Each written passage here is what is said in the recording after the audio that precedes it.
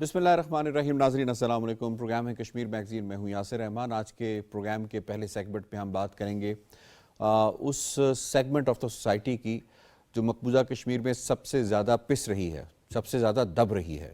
یعنی نٹ شیل میں اگر ہم بات کریں تو جو اس وقت کشمیر کی خاتون ہے, کشمیر کی وہ عورت ہے, وہ سب سے زیادہ سفر کر رہی ہے. ایک لیٹسٹ ریسرچ کے مطابق جو کشمیری خواتین ہیں ان میں آئے روز جو ذہنی امراض جن میں ڈپریشن بالخصوص ہے اس میں اضافہ ہوتا جا رہا ہے, اور اس کی وجہ وہ خود نہیں ہے, اس کی وجہ وہ رشتے ہیں جن کے ساتھ وہ بندھی ہوئی ہیں.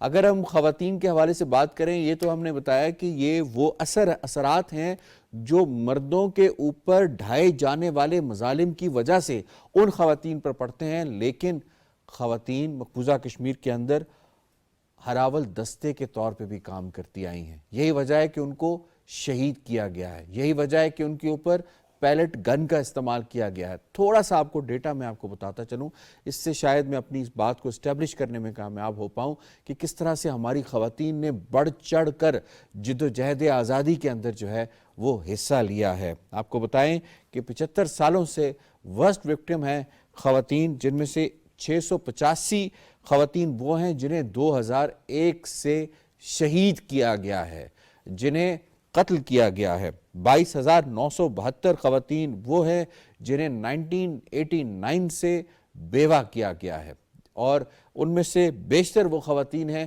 جو ہاف وڈوز کی زندگی گزار رہی ہیں, جنہیں یہ نہیں پتا کہ ان کا خاوند زندہ ہے, مر گیا ہے یا کب واپس آئے گا. اسی طریقے سے 11,263 وہ خواتین ہیں جنہیں مولسٹیشن کا سامنا کرنا پڑ گیا ہے, جن کے ساتھ زیادتی ہوئی ہے, جن کے ساتھ جو ہے وہ بے حرمتی جن کی گئی ہے. اسی طریقے سے اگر ہم واقعات کے حوالے سے بات کریں تو بے شمار ایسے واقعات ہیں جن میں خواتین کے ساتھ زیادتی ہوئی ہے. کنان پوشپورہ وہ واقعہ جو 23 فروری 1991 کو ہوا, جو آج بھی ہندوستانی عدلیہ کے ماتھے کا سب سے بڑا کلنک بن چکا ہے. آج تک اس پر فیصلہ نہیں ہوا. 100 سے زائد خواتین کو زیادتی کا نشانہ بنایا گیا. 2 بچیاں آسیہ اور نیلوفر, جنہیں 29 مئی 2009 کو اغوا کیا گیا, زیادتی کی گئی, اس کے بعد انہیں قتل کیا گیا, وہ بھی سامنے ہے. اور 8 سال کی آسوا بانو کو کوئی نہیں بھول سکتا, جسے 2018 میں ریپ کیا گیا اور اس کے بعد اسے شہید کر دیا گیا. یہ ہے وہ ایک سمری فارم خواتین کی جو جد و جہد آزادی تحریک کے اندر جس طرح سے انہوں نے اپنی جانوں کا نذرانہ پیش کیا. آج ہم ان کو ٹریبیوٹ بھی پیش کریں گے, اور ہم دیکھنے کی کوشش کریں گے کہ خواتین کے ساتھ جو زیادتیاں ہو رہی ہیں اس کو روکنے کے لیے انٹرنیشنل کمیونٹی نے اب تک کردار ادا کیوں نہیں کیا. اس پر بات کرنے کے لیے بڑے زبردست پینل نے آج ہمیں جوائن کیا ہے. آج ہمارا ساتھ دے رہی ہیں امبیسڈر ریٹائرڈ نائلہ چوہان صاحبہ, کسی تعارف کی محتاج نہیں ہیں, نامور تجزیہ کار ہیں, سابق سفیر بھی ہیں. ایڈوکیٹ سندس ملک صاحبہ, بڑی ووکل آواز when it comes to Kashmir issue, اور ہمیں جوائن کر رہے ہیں بریگیڈیئر ریٹائرڈ حامد رشید ملک اوان صاحب, دفاعی تجزیہ کار ہیں. بہت بہت شکریہ جی, آپ نے ہمیں وقت دیا ہے. تینوں مہمانوں کو ہم ویلکم کرتے ہیں. اس سے پہلے سوالوں کا آغاز کیا جائے, آپ کو رپورٹ دکھاتے ہیں. مقبوضہ کشمیر میں بھارتی فوج کے بڑھتے مظالم, خوف کا راج اور نہتے کشمیری جو آئے دن ایک نئی اذیت سے دوچار رہتے ہیں. کشمیری خواتین بھارتی ریاستی دہشت گردی کا سب سے زیادہ شکار ہوئیں. کشمیر میڈیا سروس کے مطابق 1989 سے لے کر اب تک 22,972 خواتین بیوہ ہو چکی ہیں. بھارتی فوجیوں نے اسی عرصے کے دوران 11,263 خواتین کو بے حرمتی کا نشانہ بنایا. کنن پوش پورا اجتماعی عصمت دری, چپیاں میں اجتماعی عصمت دری اور قتل کا دوہرا واقعہ, کٹھوا میں 8 سالہ بچی کی عصمت دری اور قتل بھارتی فوجی اہلکاروں کی سفاکیت کی واضح مثالیں ہیں. رپورٹ کے مطابق مقبوضہ علاقے میں ہزاروں خواتین اپنے شوہروں, بیٹوں, والد اور بھائیوں کو کھو چکی ہیں. 35 برس کے دوران بھارتی فورسز نے دوران حراست 8,000 کشمیریوں کو لاپتہ کیا. آسیہ اندرابی, فہمیدہ صوفی, ناہیدہ نسرین سمیت 33 خواتین حریت رہنما بھارتی کالے قوانین کے تحت نظر بند ہیں. رپورٹ میں عالمی برادری پر زور دیا گیا ہے کہ وہ مجرمانہ خاموشی ترک کر کے بھارتی ظلم و ستم کا شکار خواتین کی حالت زار کا نوٹس لے. جی, رپورٹ آپ نے ملاحظہ کی, میں اس میں آپ کو شامل کروں گا. سندس ملک صاحبہ, یہ جو میں نے نوحہ پڑھا ہے خواتین کے حوالے سے, کس قدر تکلیف دہ ہے؟ دیکھیں جی، تکلیف دہ یہ سارے واقعات جو آپ نے سنائے ہیں یہ ان کے لیے ہیں جو لوگ دل رکھتے ہیں، جو انسانیت میں بلیو کرتے ہیں، جو انسانی حقوق پہ بلیو کرتے ہیں.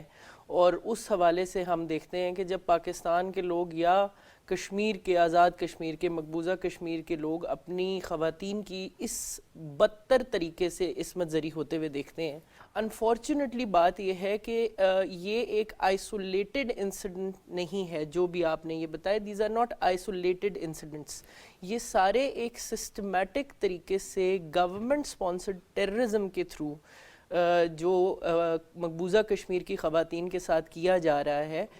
ناٹ اونلی دیٹ، بلکہ میں یہاں پہ یہ بھی بتانا چاہوں گی کہ 2019 سے لے کے ابھی تک 2023 تک جس طرح ہم دیکھ رہے ہیں کہ رپورٹنگ کے اوپر ایک بڑی قدغن ہے.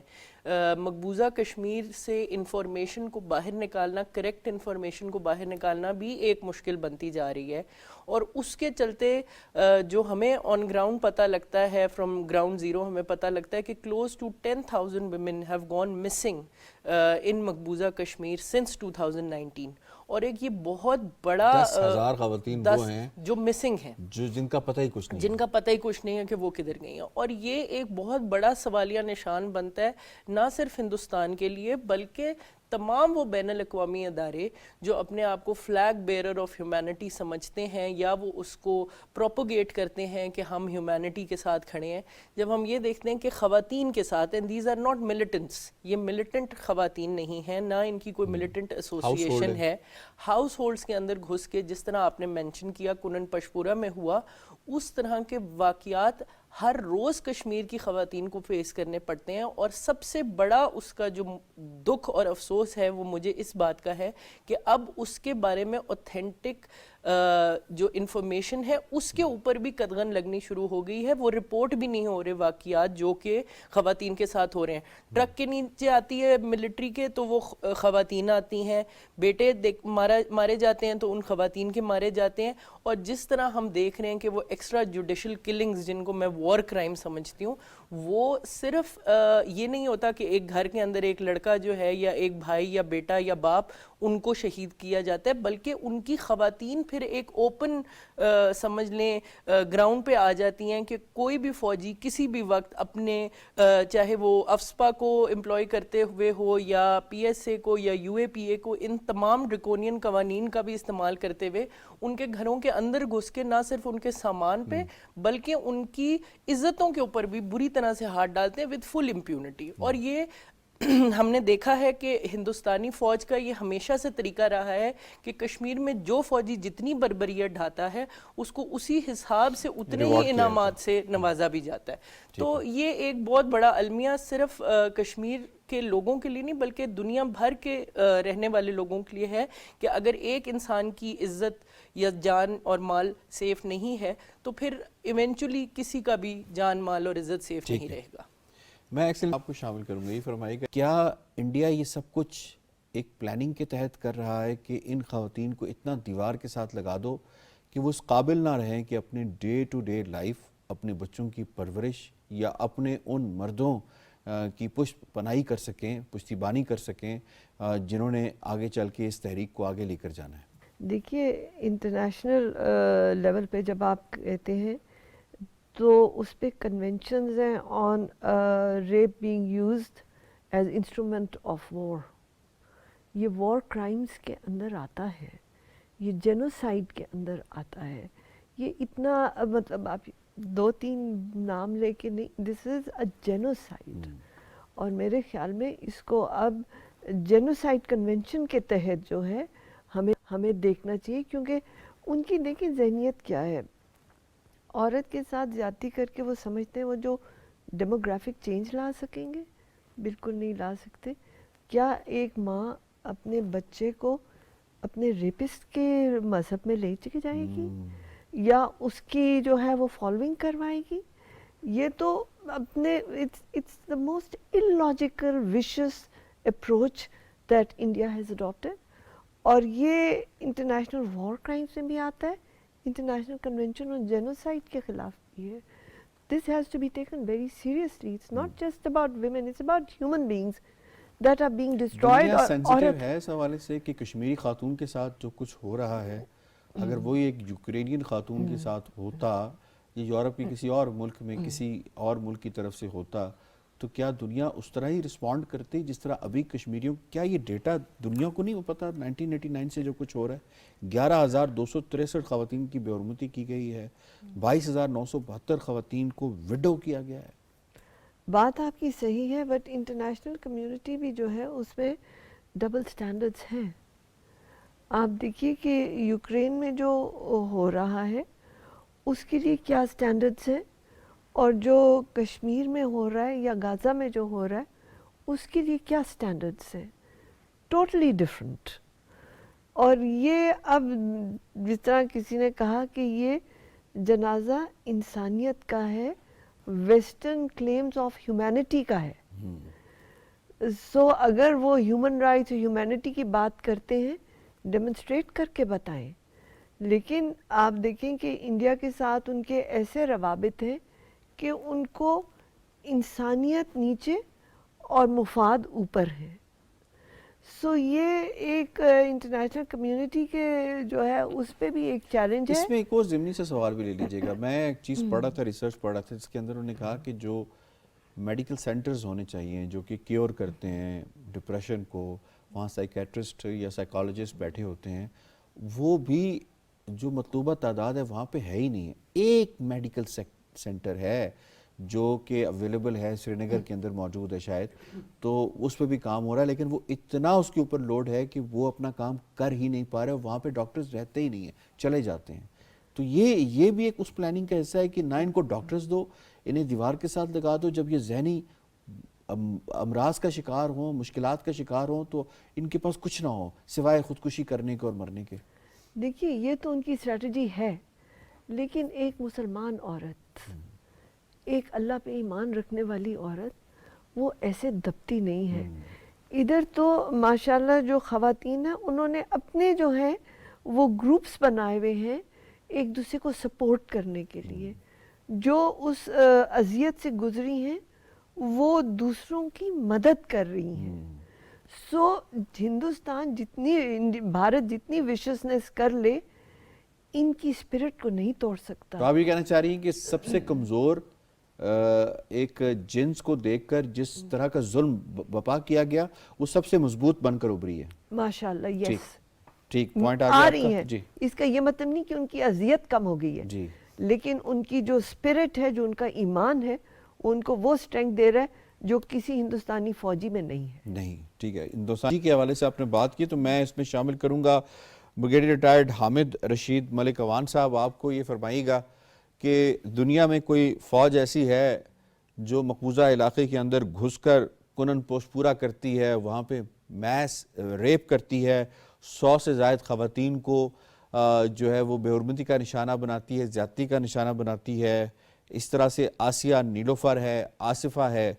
کیا ان بچیوں کو، ان عورتوں کو آج تک کبھی انصاف مل پایا ہے؟ اور ہندوستانی فوج کس قدر وار کرائمز کمٹ کر چکی ہے اس وقت تک، اور کتنا سٹرونگ کیس بن رہا ہے انٹرنیشنل کورٹ آف جسٹس میں ہندوستان کی فوج کے لیے؟ جہاں تک انڈین فوج کا تعلق ہے وہ اس وقت مودی حکومت کا ایک اعلیٰ کار بنی ہوئی ہے، اور کسی طرح بھی ایک پروفیشنل فوج کے ایتھکس اور قوانین کو فالو نہیں کر رہی، جو ایک نہایت شرمندگی کی بات ہے، نہ صرف انڈیا کے لیے، ہندوستان کے عام شہری کے لیے، بلکہ تمام ہیومن رائٹ ایکٹیوسٹ کے لیے جو انٹرنیشنل کمیونٹی کا حصہ ہیں. یہاں ایک اور بات جو ہمیں یاد رکھنی چاہیے کہ جنیوا کنونشن اور 30 کے قریب انٹرنیشنل کنونشنز ہیں ہیومن رائٹس کے اوپر، جو خواتین اور نہتے شہریوں کے خلاف مظالم کی مذمت کرتے ہیں اور انہیں وار کرائم کنسیڈر کرتے ہیں. تو یہ جہاں تک کشمیر کا سوال ہے تو ہمیں دیکھنا یہ چاہیے کہ مودی حکومت کے جنونی پان نے اکھنڈ بھارت اور ہندوتوا کے نشے میں دھت جہاں مودی حکومت ہے وہاں پہ فوج، اور اب سپریم کورٹ بھی اس کا اعلیٰ کار بن چکی ہے.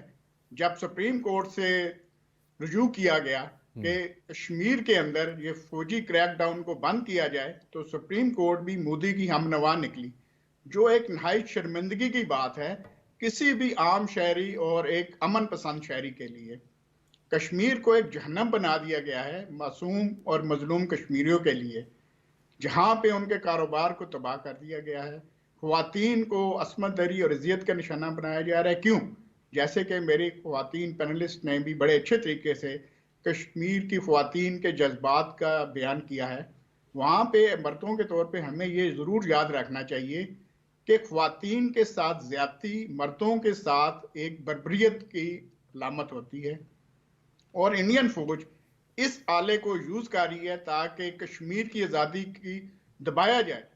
जबकि मैं सलाम पेश करता हूँ बुरहान वानी की वालदा को और अपनी तमाम कश्मीरी ख्वातीन को कि वो ना सिर्फ वो कश्मीर की आज़ादी को जिंदा रखे हुए हैं, बल्कि वो अपने तमाम मर्द जो इस कश्मीर की आज़ादी में हिस्सा ले रहे हैं उनका हौसला बढ़ाए हुए हैं। और इंडियन फौज की ये जो जराइम है, ये ना सिर्फ इंडिया के लिए एक बदनामी का धब्बा है, बल्कि तमाम इंटरनेशनल कम्युनिटी के लिए भी एक चैलेंज है कि वो क्यों इन तमाम मजालिम और को नहीं देख रहे, और उनके डबल स्टैंडर्ड उनके अपने लिए भी शर्मिंदगी का बाइस है। तो आप ये कहना चाह रहे हैं कि जो मॉलेस्टेशन है उसे एज ए टूल यूज कर रही है इंडियन आर्मी? जी बिल्कुल, ना सिर्फ मोलिस्टेशन बल्कि असमत दरी के अलावा जो सेक्सुअल हरासमेंट है और ख्वातीन के साथ मुलाजिम है, जितने भी वो कर रहे हैं मजालिम, उससे वो ये साबित करना चाहते हैं कि जो वहाँ पे कश्मीर की आज़ादी की लहर है इसको दबाया जाए। ठीक है, जबकि इसमें वो कामयाब नहीं हो पा रहे। ठीक पॉइंट आ गया आपका जी। बहुत बहुत शुक्रिया सुंदस मलिक साहिबा, नाइला चौहान साहिबा और ब्रिगेडियर रिटायर्ड रशीद अवान साहब, आपने पहले मौजू के हवाले से इज़हार ख्याल किया। अब जिस मौजू को मैं इस वक्त आपके सामने रखना चाहता हूँ, ये मौजू बड़ा दिलखराश है। उसकी बुनियादी वजह यह है कि एक ऐसी शख्सियत जिनके हवाले से कोई कानूनी तकाजा पूरा नहीं किया गया, वही वकील भी प्रोवाइड करती है। क्या वजह है कि यासीन मलिक साहब को ना पिछले केस के अंदर वकील प्रोवाइड किया गया, उन्होंने अपना केस खुद ही लड़ा, और ना इस जो एनआईए लेकर गई है हाई कोर्ट के अंदर, वहां पे भी उनको वकील की कोई दस्तरस नहीं है। कोई वकील उनका केस लड़ने जाता है उसे जान से जाने की धमकी दी जाती है। आप इसके ऊपर क्या कहेंगी? का लगा दिया जाता है, कुछ उनको वेजिटेबल बना दिया जाता है, उनको साथ कुछ ना कुछ अजीब सी चीज हो जाती है कि वो सेमी कोमा स्टेट में चले जाते हैं। ये पास्ट में भी बहुत दफा हुआ है, कश्मीरी लॉयर्स को अटैक किया जाता है जो अपनी लीडरशिप का या कश्मीरियों का केसेस लेके जाते हैं वहाँ पे।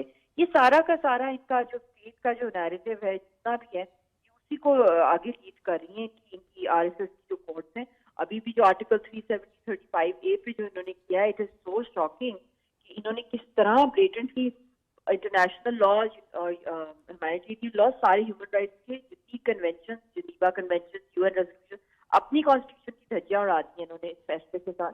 You can't expect any form of justice. यहाँ तो सिर्फ एक ही है कि इसको यहाँ से फौरी तौर पे जो है यहाँ से हॉस्पिटलाइज किया जाए, इसको शिफ्ट किया जाए, और कहीं भी मतलब कि इंटरनेशनल लॉ के पर्सपेक्टिव, चाहे वो इंटरनेशनल कोर्ट्स हों, उनके थ्रू कश्मीरियों के मुकदमे किए जाए, इनको रिलीज कराया जाए। यहाँ तो हर लिहाज से आप देख लें जो इनकी पॉलिटिकल आइडियोलॉजी है, और अब तो खैर RSS is all and all जिस तरह वो चल रही है, और अगला भी इन्होंने इलेक्शन ही जीतना है, तो पता नहीं 6-5 मिशाल साहब ये फरमाइएगा, अभी दो इवेंट्स होने जा रहे हैं। एक, इंडिया के अंदर उनके आम इंतखाबात होने जा रहे हैं। दूसरा जो इवेंट है वो उन्होंने यकीन दहानी कराई है कि मकबूजा कश्मीर के अंदर जो यूटी है उसके अंदर भी नेक्स्ट ईयर तक वो इंतखाबात करवा लेंगे। क्या पॉलिटिकल या पब्लिक एक एडवांटेज लेने के लिए बीजेपी हुकूमत कोई इस तरह का स्टांस ले सकती है जिसमें उनकी कैंगरू कोर्ट कोई ऐसी सजा दे दें जिसके लिए वो कोशिश कर रहे हैं, और क्या उसके नताइज होंगे वैली के अंदर? देखिए, सबसे बड़ी बात तो ये है कि इनका तो ओपन है, भी कर रहे होते हैं, चाहे वो अयोध्या मंदिर की बात हो, चाहे वो मस्जिदों को शहीद करने की बात हो, चाहे application of article 370, Kashmir files पूरी की पूरी जो है वो इस वक्त, हम जो पहले फिल्म नशर हो गई है वो हम लोग सारा कुछ देख रहे हैं इस वक्त जो कुछ हो रहा है यासीन साहब के खिलाफ। तो इन्होंने, इनका प्लान है 3-4 दफा इन्होंने फांसी की सजा इनके ऊपर करनी है जो इनका, और उसकी बेसिस से इन्होंने वोट देने हैं। और दूसरा ये है कि सितंबर के अंदर इनका प्लान जो है इलेक्शन करवाने का, वहाँ पे भी इलेक्शन में वोटर टर्नआउट इनका प्लान है कि बहुत हाई लेवल वोटर टर्नआउट करेंगे, वो भी उन लोगों का वोटर टर्नआउट होगा جو وہاں پہ جن کو انہوں نے ریزیڈینسی دے دی ہیں جی جموں کشمیر کی 50 لاکھ سے زائد, اور اب تو اگلے 4-5 مہینوں میں دھڑا دھڑ وہاں پہ ڈومسائل کیے جا رہے ہیں انڈینس کو.